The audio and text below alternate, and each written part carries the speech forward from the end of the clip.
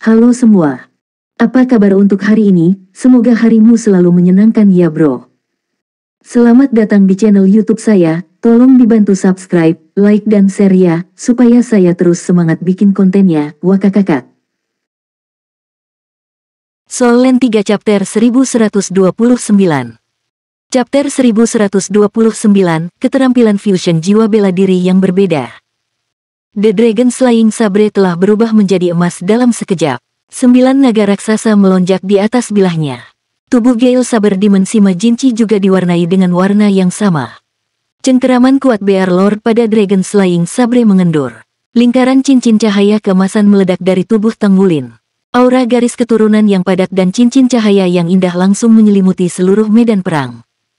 Domain kemarahan naga emas. Dihadapkan dengan ahli ini yang kemungkinan besar dari peringkat limit Douluo, dia tidak berani mengendur atau menyembunyikan kekuatannya. Domain kemarahan naga emasnya telah sangat meningkatkan semua kekuatan rekannya saat ia memasuki keadaan kemarahan naga emasnya. Orang yang paling diuntungkan adalah Gale Sabre Demon Sima Jinchi. Demon Slaying Sabre di tangannya melepaskan cincin yang sangat menyenangkan. Sima Jinchi hanya merasakan kekuatan isap yang besar dari bilahnya. Yang mengejutkan, itu langsung menyedotnya dan dia masuk ke dalam kondisi avatar jiwa bela dirinya lagi. Namun kali ini tidak terjadi di bawah kendalinya sendiri, itu terjadi dengan sendirinya. Dragon Slaying Sabre miliknya bergetar hebat saat udara ganas yang tak tertandingi tiba-tiba meledak darinya. Bahkan dengan basis kultivasi Bear Lord, itu tidak dapat menahan pedang di genggamannya lagi. Dragon Slaying Sabre langsung naik ke langit. Itu bersinar terang dengan cahaya keemasan. Prasasti dengan cepat muncul seolah-olah segel rusak. Tang Wulin bingung. Tombak naga emas di tangannya berubah menjadi jalan raja dan pada saat yang sama ketika dia menyerang Tuan Beruang, cincin jiwa ketujuh miliknya juga menyala. Avatar jiwa bela diri. Avatar besar Kaisar Blue Silver tidak muncul tetapi baju besi tempurnya tiba-tiba mencair. Tak lama kemudian, sisik emas di tubuhnya tiba-tiba menebal dan beratnya bertambah. Seluruh tubuhnya bergetar dan dia berubah menjadi naga emas. Naga emas itu tidak besar. Panjangnya hanya 5 meter. Namun, ekspresi Bear Lord tiba-tiba berubah begitu muncul. Naga emas itu mengulurkan tangan kirinya. Pedang pembunuh naga di udara jatuh dari langit dan langsung jatuh ke genggaman penyita kiri. Dengan sedikit gerakan, garis emas muncul di King Espat di udara. Garis emas ditelusuri di sepanjang jalan raja dan langsung menuju Tuan Beruang. Murid Bear Lord sangat berkontraksi. Ini dengan marah melolong ke arah langit. Bulu emas gelap di tubuhnya berdiri di ujungnya. Gelombang aura kuat meletus dari tubuhnya. Jalan raja di sampingnya tiba-tiba runtuh. Bear Lord menyerang dengan sepasang Das Gold Dreadclaw miliknya pada saat yang bersamaan.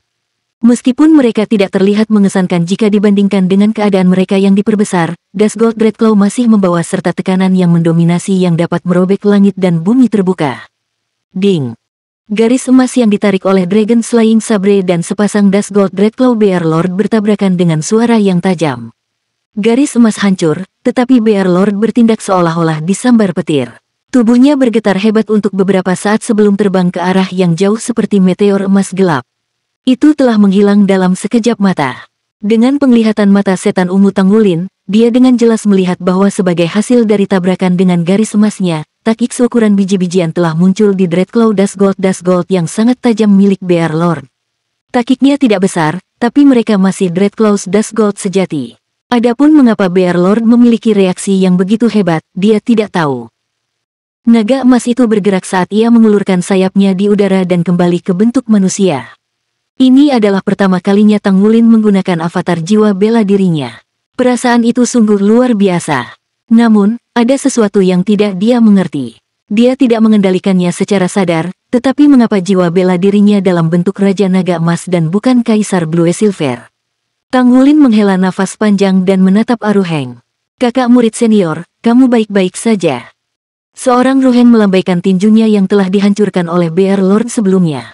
Yang mengejutkan, itu telah sembuh total. Aku baik-baik saja. Tubuh saya sangat tahan lama. Pergelangan tangan Tang Wulin bergetar saat dia melemparkan pedang pembunuh naga emas di tangannya. Cahaya keemasan meredup dan Sima Jinchi muncul juga.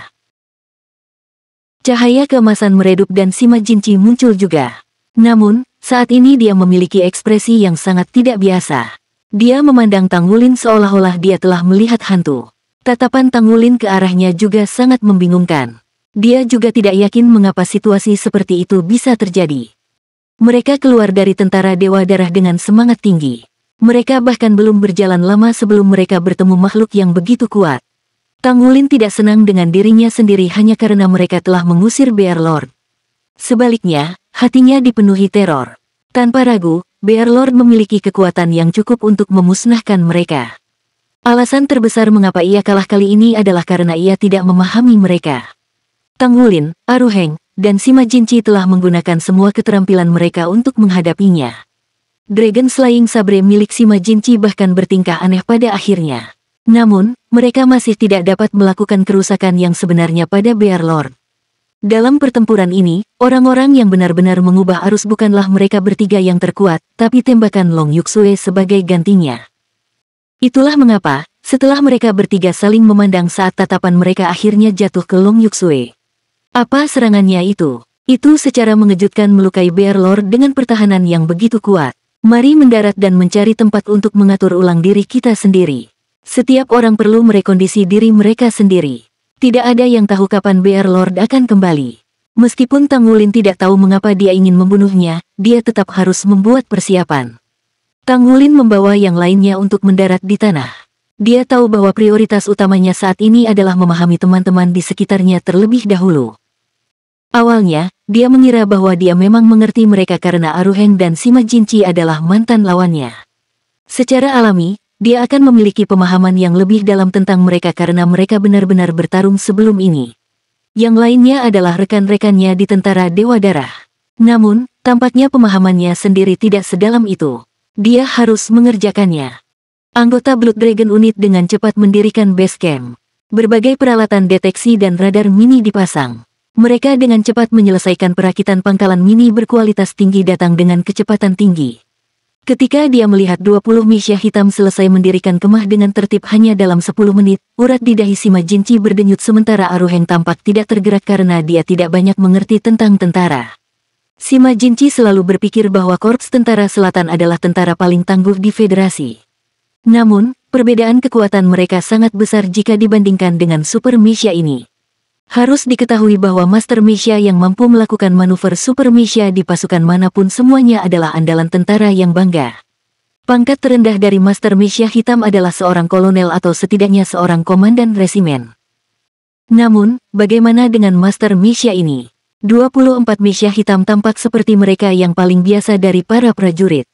Mereka bekerja tanpa keluhan dan melaksanakan perintah Tangulin. Kualitas orang-orang ini tidak dapat dibandingkan dengan Master Misha hitam biasa dari pasukan lain. Teknologi mutakhir Misha mereka bahkan selain senjata mereka membuat Sima Jinchi, yang tidak pernah menggunakan Misha sebelumnya, merindukan mereka. Sinar biru tua Long Yuksue bukanlah satu-satunya hal yang merugikan Bear Lord. Sinar merah dari Master Misha jarak jauh lainnya juga melakukan kerusakan. Peralatan apa ini? Mereka jelas bukan perlengkapan federal standar. Tangulin memandang Sima Jinchi. Hal yang kita lakukan barusan, apakah itu dihitung sebagai keterampilan fusi jiwa bela diri? Sima Jinchi sedang mengincar peralatan ketika dia mendengar suara Tangulin. Dia berbalik untuk melihat tetapi ekspresinya tegang. Tentu saja tidak. Kapan Anda pernah menemukan keterampilan fusi jiwa bela diri yang diaktifkan tanpa persetujuan pengguna? Dia tertekan. Baru saja setelah Tangulin melepaskan domain kemarahan naga emasnya, dia benar-benar kehilangan kendali atas dirinya sendiri. Meskipun dia tampaknya telah mencapai terobosan setelah Dragon Slaying Sabre berevolusi dan menjadi satu dengan dia yang menyublimkan basis kultivasinya, tidak ada yang mau kehilangan kendali atas basis kultivasi mereka yang telah mereka kerjakan selama bertahun-tahun. Belum lagi dia dipaksa menggunakan avatar jiwa bela dirinya dan menjadi senjata orang lain. Soul Land 3 Chapter 1130. Chapter 1130, Sinar Ion Berat. Tangulin tersenyum kecut. Saya juga tidak tahu apa yang terjadi. Sepertinya jiwa bela diri Anda dan garis keturunan saya terkait erat. Sima Jinchi berkata, aku merasakan itu di dalam Battle Network terakhir kali. Setelah bertabrakan dengan Anda, saya merasa seperti akan menjadi judul Douluo. Namun, saya menjadi normal setelah saya terputus dari jaringan. Saya datang untuk menemukan Anda karena saya berharap dapat melawan Anda lagi dan melihat apakah saya dapat memiliki kesempatan untuk mencapai terobosan. Tapi saya tidak pernah berharap hal-hal menjadi seperti yang mereka lakukan. Apa itu tadi? Apakah Anda sengaja mengontrolnya? Tang Wulin menggelengkan kepalanya. Aku tidak tahu, tapi ketika Dragon Slaying Sabre-mu berevolusi, secara naluriah aku merasa bahwa aku harus memasuki status avatar jiwa bela diriku. Dragon Slaying Sabre Anda terasa seperti bagian dari tubuh saya juga. Lalu aku menggunakannya untuk menyerang seolah-olah itu wajar bagiku. Bibir Sima Jinchi bergerak-gerak. Bahkan jika dia memikirkannya dengan kakinya, dia bisa sampai pada kesimpulan yang sama. Selama ini dia mengira bahwa Dragon Slaying Sabre miliknya adalah jiwa bela diri terkuat di dunia. Dia juga tahu bahwa jiwa bela dirinya terkait erat dengan jiwa bela diri Tang Wulin, tetapi dia tidak pernah berharap itu menjadi jenis hubungan bawahan. Dengan harga dirinya, dia akan kesulitan mencoba untuk menerima ini. Namun, dia tidak dapat menyangkal bahwa di sisi Tang Wulin kultivasinya menunjukkan tanda-tanda yang jelas untuk mencapai terobosan. Ketika dia melihat ekspresi masam Sima Jinchi, Tang Wulin tanpa daya mengangkat bahu. Saya tidak berpikir itu hal yang sepenuhnya buruk. Kita kan berteman. Sima Jinchi membuka mulutnya karena dia ingin membalas tentang berteman dengannya. Namun, tidak mungkin dia bisa memaksa dirinya untuk mengatakannya. Bagaimanapun, Tang Wulin memang menyelamatkan hidupnya. Jika dia mengucapkan kata-kata itu akan sangat menyakitkan. Ru Heng terkekeh. Terima itu. Saya tidak berpikir menjadi pedang bagi saudara laki-laki murid saya adalah prospek yang buruk. Begitulah adanya. Sima Jinchi menatapnya dengan dengki. Simpan sarkasme Anda untuk diri sendiri, kami belum selesai. Kamu akan beruntung jika aku tidak memotongmu sekarang. Datanglah padaku. Datang. Ru Heng mengangkat alisnya dengan ekspresi memprovokasi. Yuxue, senapanmu itu apa? Tang Wulin bertindak seolah-olah dia tidak mendengar apa-apa. Dia melihat langsung ke Long Yuxue yang sedang beristirahat di dekatnya. Dia keluar dari meja hitamnya atas permintaan Tang Wulin. Pertanyaannya segera mengalihkan perhatian Sima Jinchi dan Ru Heng. Pandangan mereka tertuju pada Long Yuxue tanpa persetujuan sebelumnya.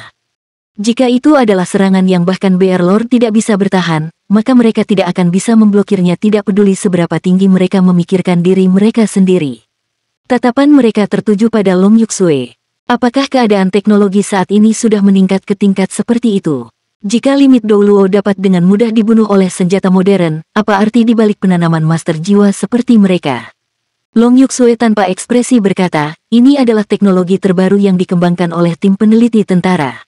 Senapan yang saya gunakan menembakkan berkas ion berat.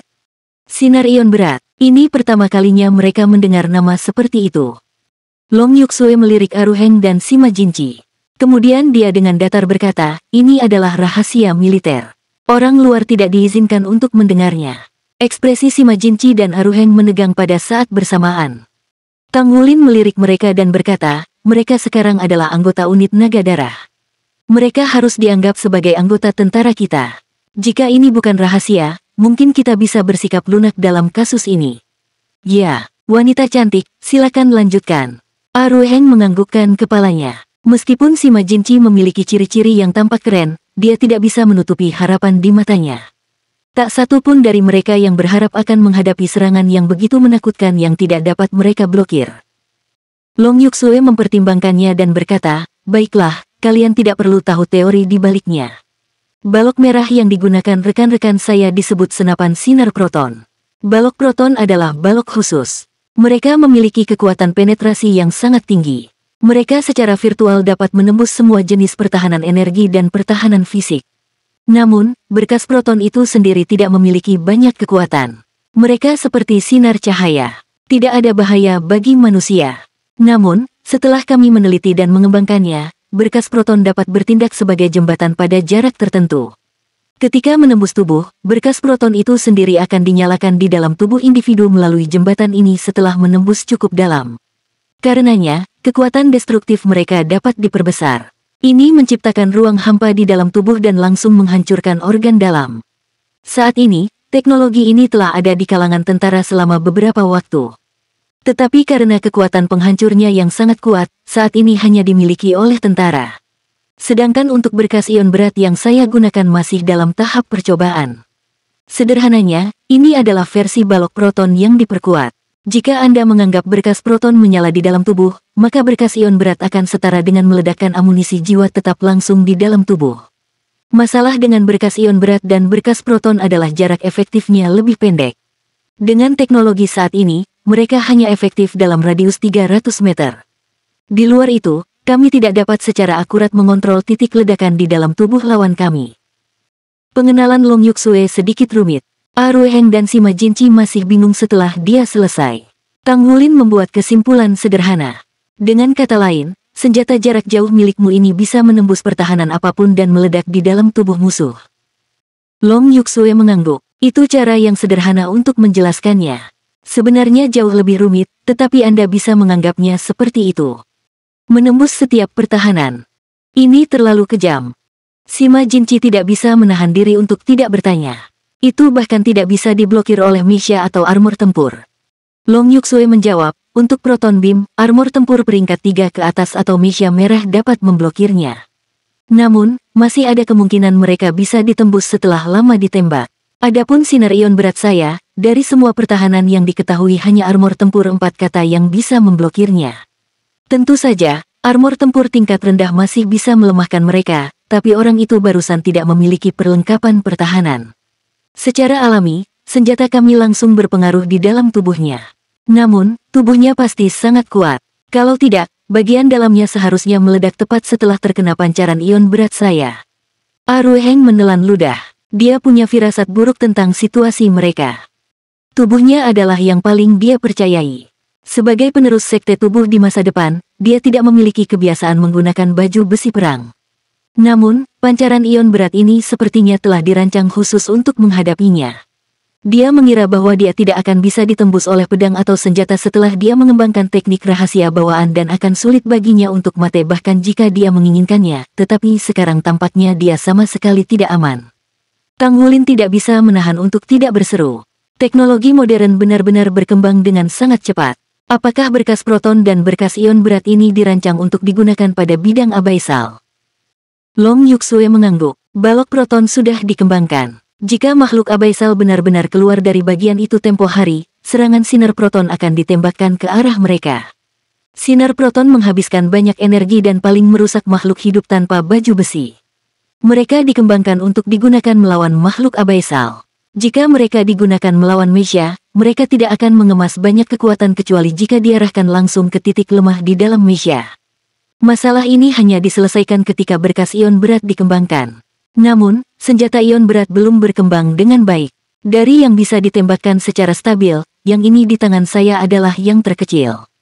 Jadi begitulah adanya. Setelah mereka mendengarkan penjelasannya, Tang Wulin, Aruheng, dan Sima Jinchi merasa lebih baik. Namun, tidak peduli bagaimana mereka mengatakannya karena umat manusia telah mengembangkan senjata seperti ini, mereka pada akhirnya akan menjadi militer di masa depan. Tampaknya prospek masa depan para master jiwa adalah mengontrol peralatan modern ini dengan lebih baik. Apakah ini hal yang baik atau buruk? Setelah dia memahami kemampuan rekannya, Tang Wulin merasa lebih nyaman. Meskipun situasi sebelumnya sangat berbahaya, mereka telah memukul mundur seorang ahli dengan peringkat limit Douluo tanpa baju besi tempurnya. Ini berarti bahwa mereka memiliki peluang melawan ahli peringkat atas. Kemana kita akan pergi selanjutnya? Tanya Aruheng. Tang Wulin membuka peta elektronik. Dia memeriksa lokasi mereka saat ini dengan sistem pemosisian dan kemudian menunjuk ke satu arah. Ayo pergi ke kota Mingdu dulu. Kami akan naik kereta ekspres jiwa dari sana ke benua. Meskipun mereka memiliki identitas di dalam tentara Dewa Darah, itu ditempatkan di gunung bersalju yang menjaga Abyssal Plain. Jika banyak Misha hitam ini memasuki sekitar kota, mereka pasti akan terdeteksi oleh radar dan banyak masalah yang tidak perlu akan muncul. Tentu saja, ketika dia menyebutkan kereta ekspres jiwa, Tang Wulin tidak bisa menahan perasaan takut di dalam hatinya. Dia tidak bisa menghitung berapa kali dia bertemu dengan insiden di kereta ekspres jiwa. Tampaknya dia dan kereta ekspres itu membawa sial satu sama lain. Kota Mingdu adalah ibu kota Federasi Douluo. Setelah kota Shrek jatuh, itu menjadi kota terbesar di benua itu. Terletak di bagian barat benua, itu adalah kota yang seperti hutan baja. Soul Land 3 Chapter 1131. Chapter 1131, mengunjungi kota Mingdu. Tang Wulin pernah datang ke kota ini bersama teman-temannya sebelumnya. Setelah istirahat sejenak, unit mereka pergi. Bear Lord tidak muncul kembali di hadapan mereka. Mereka tidak tahu apakah hewan itu pergi untuk merawat lukanya atau takut pada mereka. Sebelum memasuki jangkauan radar militer, mereka melepaskan mekanisme hitam mereka dan menggantinya dengan peralatan yang lebih biasa. Mereka menyewa beberapa kendaraan lintas alam dan melaju menuju kota Mingdu. Tentara telah menyelesaikan masalah dengan identitas mereka sebelumnya. Tentara Dewa Darah memiliki kuota untuk sejumlah pensiunan setiap tahun. Sangat mudah bagi tentara untuk menyelesaikan beberapa identitas. Selain Tang Wulin, tidak perlu menutupi identitas untuk yang lain. Nama saat ini di ide Tang Wulin adalah Long Yue. Tang Wulin duduk di kursi pengemudi dan melihat pemandangan yang lewat di luar jendela.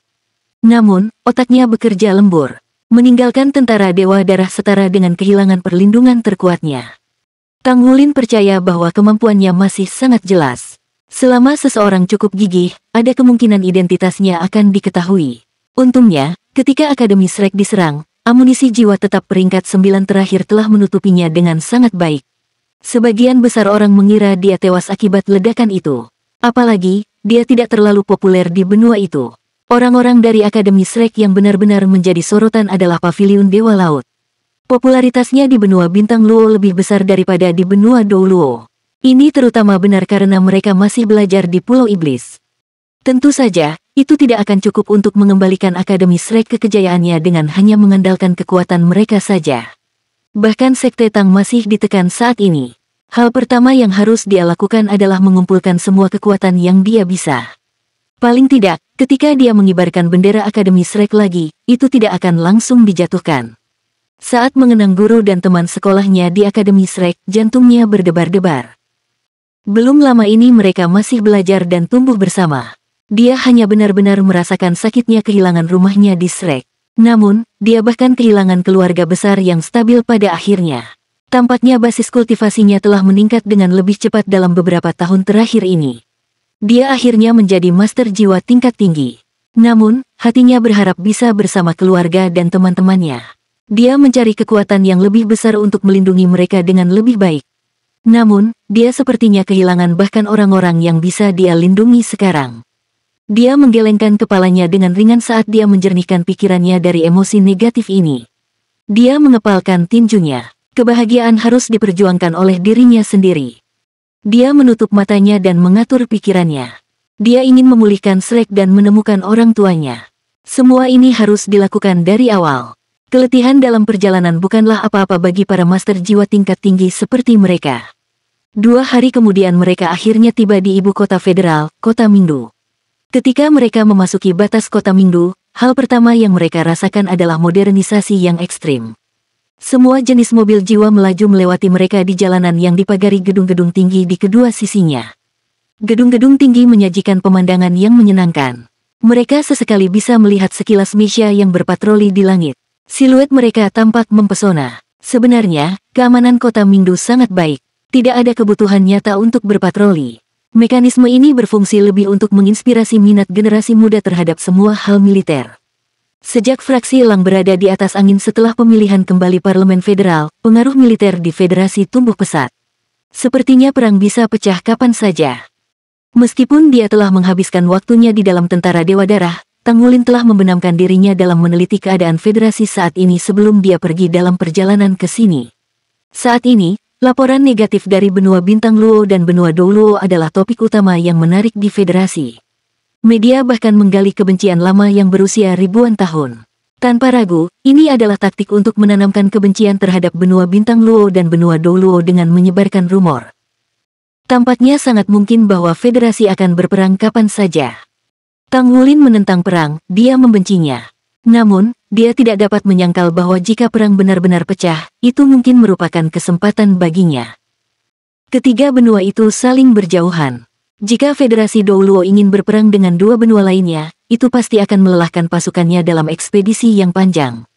Meskipun plane jiwa telah dikembangkan saat ini, kontrol ruang udara oleh plane terbang saja tidak dapat menyelesaikan perang. Selain itu, bahkan jika Kekaisaran Bintang Luo dan Kekaisaran Roh Dou tidak sekuat Federasi, mereka tidak akan jauh lebih lemah. Begitu perang dimulai, itu bukanlah sesuatu yang bisa diselesaikan dalam waktu singkat. Ini juga pasti akan menyebabkan melemahnya kekuatan militer di Federasi Dou Luo. Kekuatan besar lainnya bahkan akan bergabung dalam upaya perang untuk mendapatkan keuntungan yang lebih besar di masa depan. Perang dilancarkan untuk memperjuangkan keuntungan. Berbagai sumber daya di Federasi Dou Luo perlahan-lahan mengering. Jika bukan karena sumber daya benua bintang Luo dan benua roh Dou yang lebih kaya, mengapa federasi secara terbuka bersiap untuk memulai perang?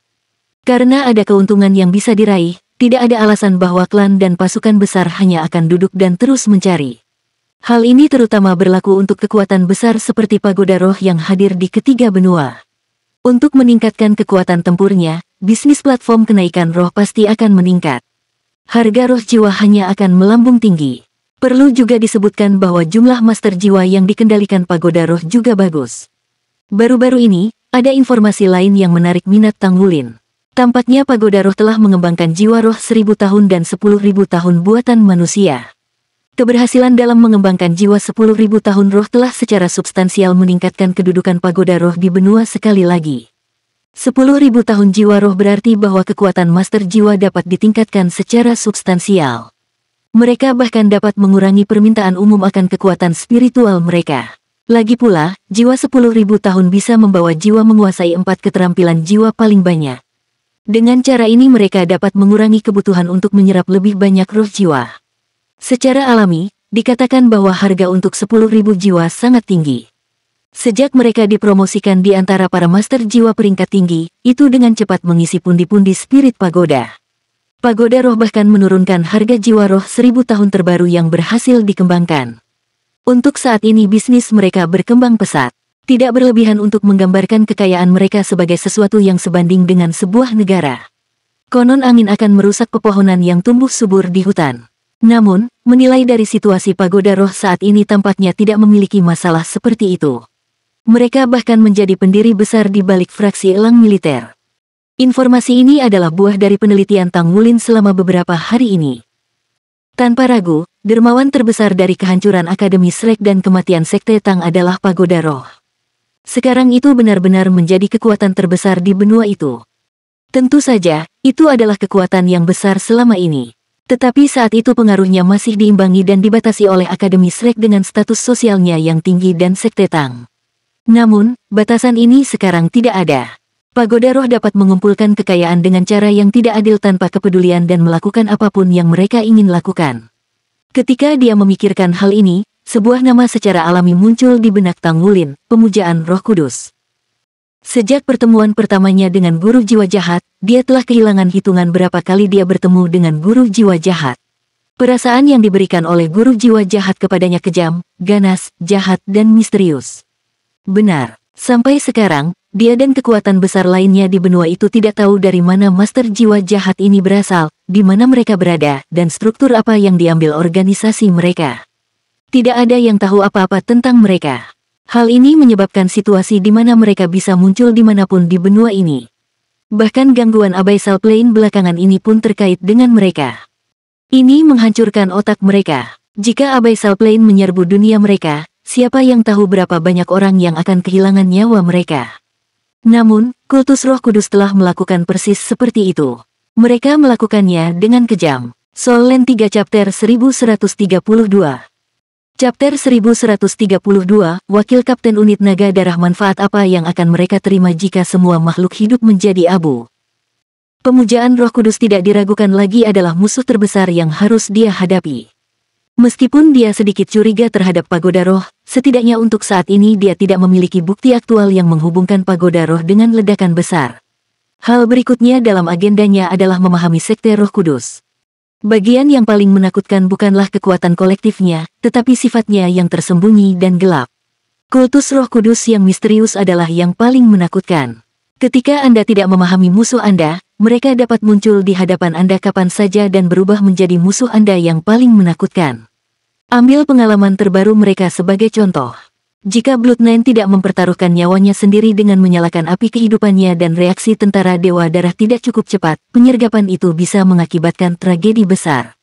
Namun, bagaimana seharusnya dia memahami pemujaan Roh Kudus? Guru jiwa jahat ini tidak hanya kuat, tetapi tekad mereka juga tidak seperti orang biasa. Menurut apa yang mereka ketahui saat ini, bahkan jika mereka berhasil menangkap master jiwa jahat, mereka akan menangkap roti. Mereka memiliki banyak teknik rahasia untuk mengakhiri hidup mereka sendiri. Tang Wulin tidak bisa membantu tetapi mengerutkan kening ketika dia memikirkan hal ini. Masih banyak yang perlu dia pahami. Karena musuhnya disembunyikan, dia tidak bisa dengan cepat mengekspos dirinya juga. Kecuali kalau Tang Wulin menyipitkan matanya sedikit dan sebuah rencana mulai berkembang di benaknya. Mereka memasuki kota Mingdu dan mulai mencari tempat untuk menetap.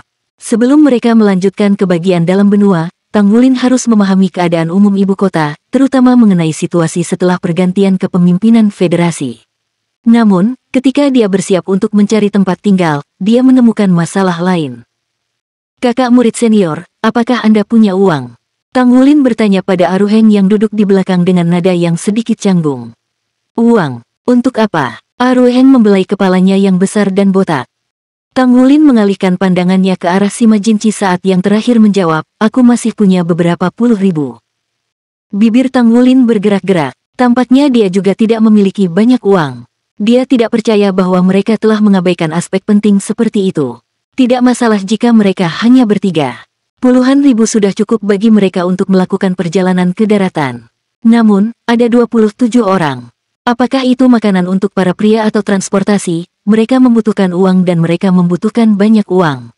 Terlepas dari apa yang ingin mereka lakukan, mereka harus menyelesaikan masalah keuangan mereka terlebih dahulu.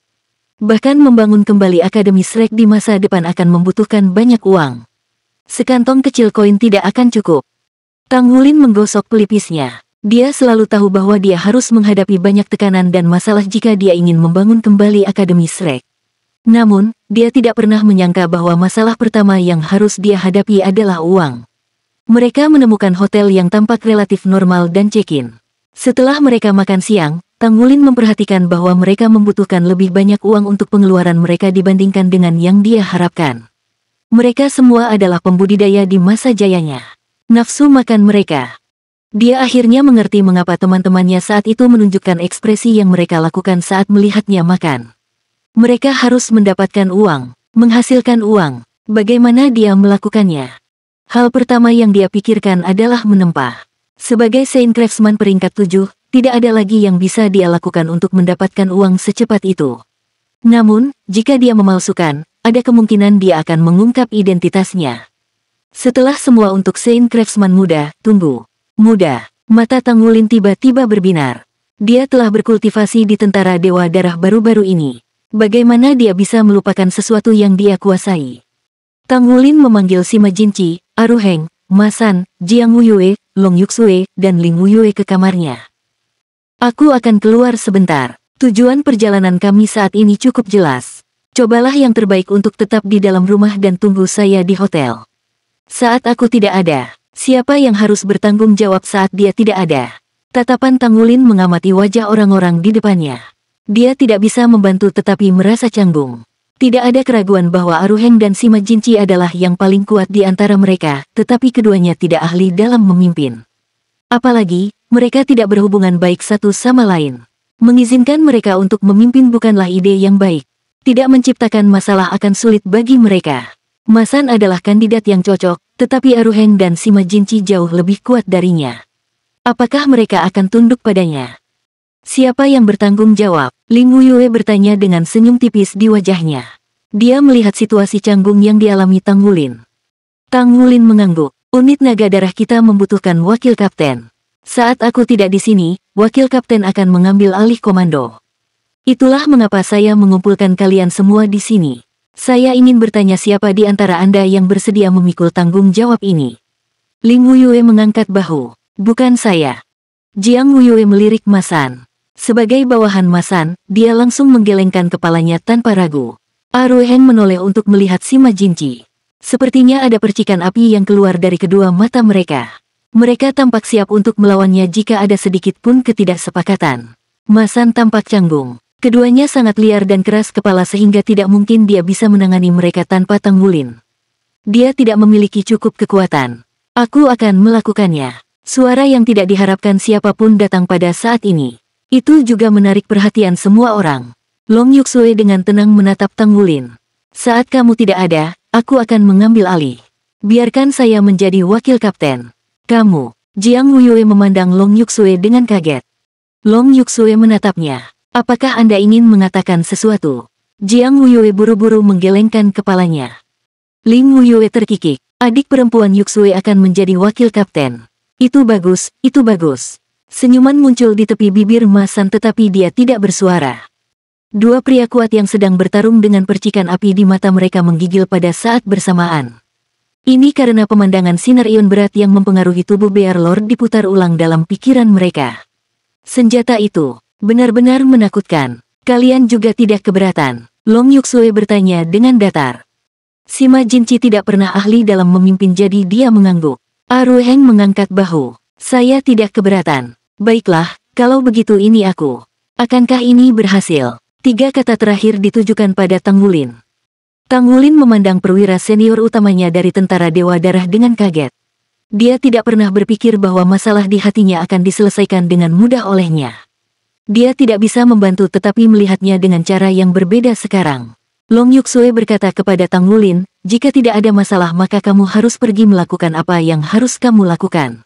Apakah Anda membutuhkan salah satu dari kami untuk pergi dengan Anda? Tang Wulin menggelengkan kepalanya. Tidak perlu itu dulu. Saya hanya akan mencari beberapa informasi. Aku akan segera kembali. Pastikan semua orang tetap di dalam hotel. Jika memungkinkan, jangan kumpulkan semua orang di tempat yang sama. Tunggu aku. Baik. Long Yuxue tidak banyak bicara. Hanya satu kata yang dia gumamkan. Ling Wuyue berkata sambil tersenyum, Kapten, saya pikir Anda memiliki kepala pelayan yang hebat di sini. Tang Wulin memandang Long Yuxue yang juga menatapnya dengan mata berbinar tajam. Tang Wulin ingin berterima kasih padanya, tetapi dia tidak tahu mengapa dia tidak bisa mengucapkan kata-kata itu. Yang lainnya berpencar, hanya menyisakan Long Yuxue. Hubungi kami kapanpun Anda membutuhkan sesuatu. Ada satu hal lagi yang ingin saya ingatkan. Kami yang dilatih oleh tentara Dewa Darah serba bisa. Kami tidak hanya ahli dalam pertempuran, tetapi kami juga sangat terlatih di bidang lain. Jika ada sesuatu yang Anda ingin kami lakukan, saya sarankan Anda memberi perintah kepada semua orang untuk melakukannya. Anda akan membuang-buang sumber daya dengan meminta semua orang berkumpul di sini dan tidak melakukan apa-apa, kata Long Yuxue kepada Tang Wulin. Tang Wulin mengangguk. Anda ada benarnya. Saya juga memikirkan tentang itu. Terima kasih, Yuxue. Long Yuxue menggelengkan kepalanya. Aku adalah bawahanmu sekarang. Ini adalah hal-hal yang harus saya lakukan, Anda tidak perlu berterima kasih kepada saya. Jika tidak ada yang lain, aku akan pergi. Tang Wulin merasakan kehangatan menyebar di hatinya saat dia melihat punggungnya yang surut. Dia benar-benar bersyukur bahwa ada seseorang yang ingin membantunya. Ekspresi kecewa muncul di wajah cantik Long Yuxue saat dia keluar dari kamar Tang Wulin. Pada akhirnya, kepribadiannya telah menentukan arah tindakannya. Bahkan jika dia tahu bahwa itu tidak mungkin, dia akan bertahan untuk apa yang dia putuskan dalam pikirannya. Jika dia memiliki pilihan terbaik, dia tidak akan pernah puas dengan yang terbaik kedua. Dia mungkin mewarisi sikap keras kepala seperti itu dari ayahnya. Setidaknya dia ada di sisinya untuk saat ini. Mungkin suatu hari nanti. Setengah jam kemudian ketika Tang Wulin diam-diam meninggalkan hotel, penampilannya benar-benar baru. Dia tampak berusia 40-an, pria parubaya yang tidak enak dipandang. Tubuhnya tampak kekar, tetapi perawakannya lebih pendek setengah kepala dari tinggi aslinya. Penampilan seperti itu hampir luput dari perhatian orang banyak. Ini adalah seni penyamaran yang dia pelajari dari Pulau Iblis. Harus diketahui bahwa teknik rahasia dan trik kecil yang dia pelajari di Pulau Iblis bahkan dapat digunakan untuk mengubah warna cincin jiwanya, apalagi penampilannya. Setelah dia keluar dari hotel, Tang Wulin tidak pergi ke asosiasi pandai besi secara langsung. Sebagai gantinya, dia naik taksi jiwa dan memberi alamat kepada pengemudi itu. Taksi melaju dengan mantap. Sekitar setengah jam kemudian, dia sampai di tempat tujuannya. Tang Wulin turun saat dia mengangkat kepalanya untuk melihat toko ini di hadapannya.